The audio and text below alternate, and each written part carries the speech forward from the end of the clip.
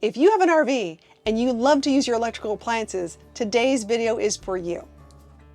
Let's talk about how to safely use all your electrical appliances in your RV and not trip your breaker or hurt your appliances in the process.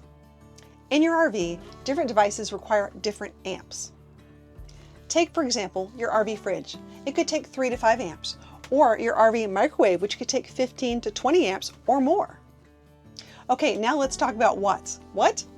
Oh yeah, I said watts. W-A-T-T-S, not W-H-A-T. Trust me, you're going to want to know how to spell this too.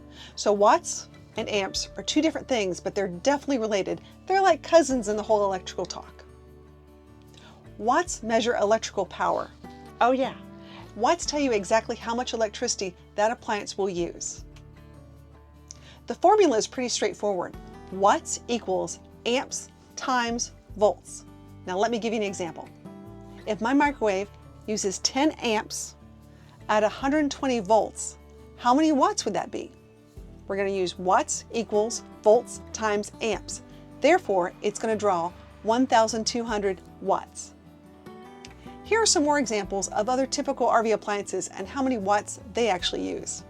Refrigerators can take between 100 to 400 watts. That's a lot. Air conditioners can take between 1,000 to 2,500 watts. That's a real lot.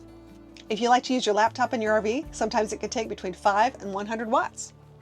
If you like to stay cool and have that fan going, sometimes it can be between 5 to 100 watts. LED lights take between 5 to 20 watts per bulb. An electric water heater can take between 1,000 to sometimes 2,000 watts. If you love your coffee, a coffee maker can take between 600 to 1,200 watts. If you like me and you like your toast toasted, a toaster could run you about 800 to 1,500 watts. This information is super helpful as you can only use so much energy at one time in your RV without popping a circuit or actually causing damage to your electrical system in your RV. Understanding these numbers are crucial for understanding your RV's power supply. If you exceed your system's capacity, you risk tripping a breaker or damaging your equipment. Investing in a power meter will help you learn all about your energy usage in real time. I'll leave a link in the description below to an article that I wrote that gives average times for many RV appliances to help you do the calculations and you can figure it out what you're using in your RV. Remember that every RV is different and knowing your amps and wattage use will help you in the long run. So take a moment, go to your RV, take a look at your appliances. Most RVs come with a nice instruction book that gives every single appliance from your refrigerator to your microwave and other things, ice maker. Try to figure out how many watts they use and know exactly how much power your batteries can hold or your generator can create.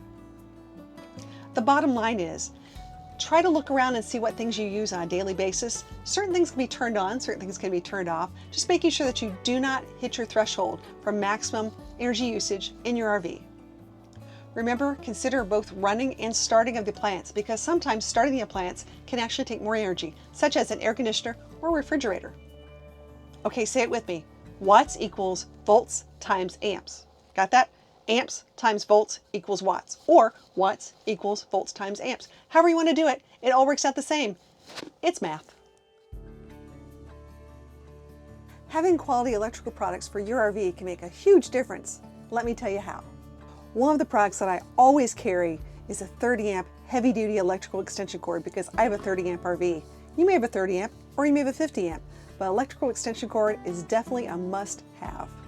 Whether you're staying at a large rally, a campground, or a fairgrounds, sometimes that electrical post is not always that close as you might think, and you might need just a little extra room, and that heavy-duty electrical extension cord is absolutely going to come in handy. In my over 6 years of RVing, I found that TrekPower makes amazing extension cords for RV and marine. I currently have a 25-foot TrekPower RV extension cord that I love because it has a twist lock on one end and light sensors on the plug that'll tell you whether that electrical is grounded or not. I love the fact that you can see it with the lights. It's either green or red. Very easy to figure out. Some extension cords are really heavy. TrekPowers are nice and easy, light, easy to store in your RV. They're built with a watertight molded plug and connector ends for safety and durability. On the female end of my 30 amp extension cord, it has a 125 volt locking component, which is fantastic and easy to use.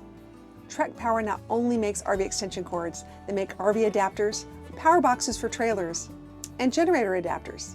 All products have a 1-year warranty.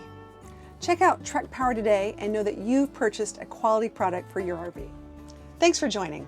And if you found this video helpful, please do me a favor, like and share this out, help other people in the RV community so they can have a wonderful trip.